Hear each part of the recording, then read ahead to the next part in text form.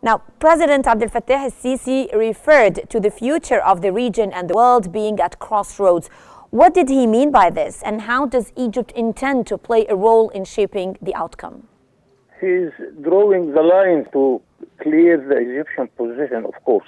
And nowadays we are in the middle of a very complicated situation, mainly in the Middle East, in the Arab world, and especially in Lebanon and Palestine, Gaza. So we have to draw the lines. We have to announce every now and then our firm position that we shall never accept to the Palestinians to leave their own country. This will be unfair, and Egypt, since 2,000 years before Christ, sent its army to protect this part of the Arab world against the aggression. And we shall continue doing that. Also, President Sisi once said to us that there isn't any family in Egypt without victims because of this war. And now the UNRWA is telling us that Egypt is supporting Palestine by 80% of what the Palestinians are receiving nowadays.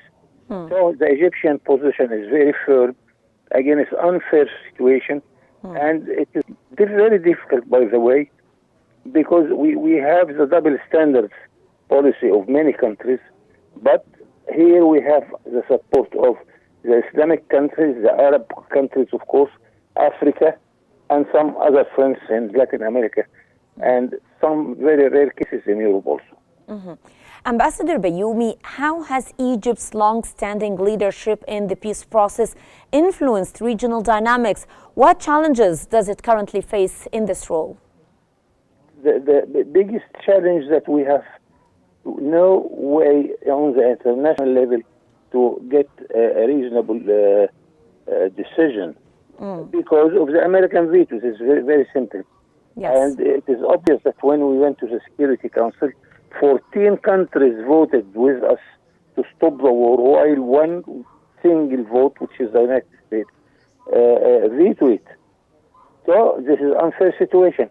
Same time that it's not a secret that they are encouraging Israel to doing that, whether by weapons, whether by army, and the fleet is waiting to help Israel by information, is staying in the Mediterranean and the Red Sea, and over and above $14.5 billion in cash from the government of United States of America on the account of the American taxpayer in a country which is suffering from bankruptcy.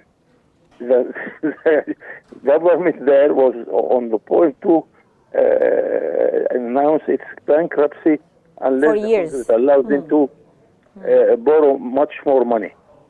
This is a very complicated situation, and but we know it. We are very solid. We are very frank when we talk to the Americans, because we are not seeking any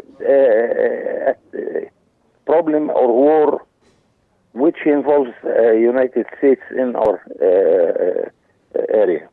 Definitely. Well, in his meeting with Lebanese Prime Minister Najib Mikati, President el-Sisi emphasized the need for a ceasefire in Lebanon. In your opinion, what steps are Egypt and Lebanon taking together to push for peace?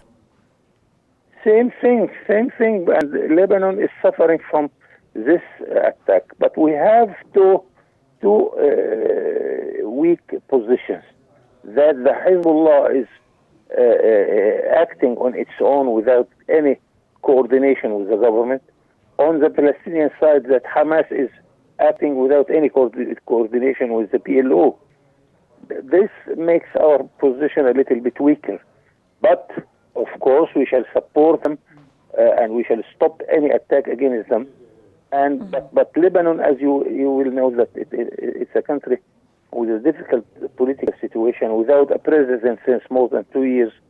And I hope that the Lebanese can come to reason between themselves also, because this position is weakening their stand in front of the problem and in front of the international justice operation. Yes.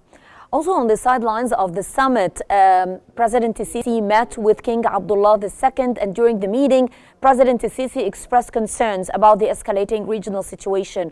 What shared goals do Egypt and Jordan have regarding the ceasefire and peace in the region?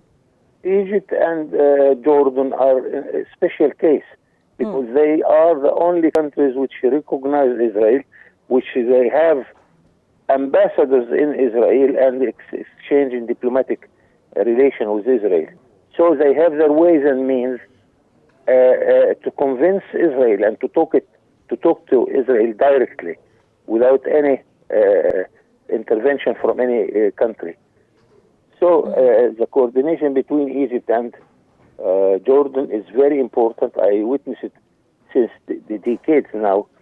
And of course, they know what they are doing, and they are in the best position to deal with this matter, although the whole situation is not that easy. Yes, definitely. That was former Assistant Foreign Minister, Ambassador Gamal Bayoumi. Thank you very much, Your Excellency, for your valuable insights.